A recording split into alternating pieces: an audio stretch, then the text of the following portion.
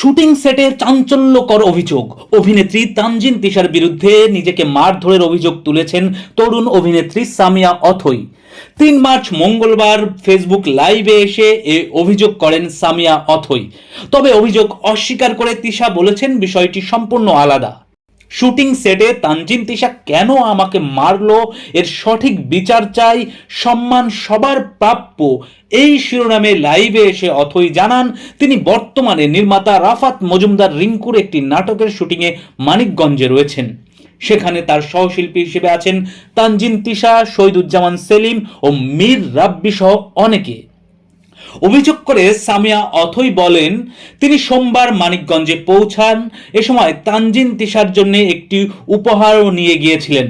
কারণ হিসেবে জানান তিশা তার সিনিয়র অভিনেত্রী এবং সম্প্রতি একটি সিনেমায় অভিনয় করেছেন। তবে তার দাবি গিফট দিতে গেলে তিশা তা গ্রহণ করেননি। এরপর শুটিংয়ের প্রথম দৃশ্যেই তিশা তাকে মারধর করেন বলে অভিযোগ অথইয়ের। এতে তার হাতে কিছুটা জখম হয় বলেও জানান অথই। মঙ্গলবারের ঘটনার প্রসঙ্গ টেনে তিনি বলেন নাটকের চিত্রনাট্য অনুযায়ী একটি দৃশ্যে তানজিন তিশাকে চড় মারার কথা ছিল তার।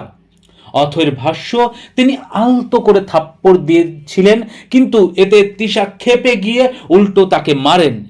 তিনি দাবি করেন শুটিং সেটে উপস্থিত অনেকেই ঘটনাটি দেখেছেন।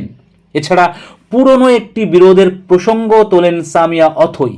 তার দাবি 2 বছর আগে মুশফিক আর ফারহানের সঙ্গে অভিনয়কে কেন্দ্র করে তাদের মধ্যে মনোমালিন্য হয়েছিল, যদিও পরে তা মিটমাট হয়ে যায়।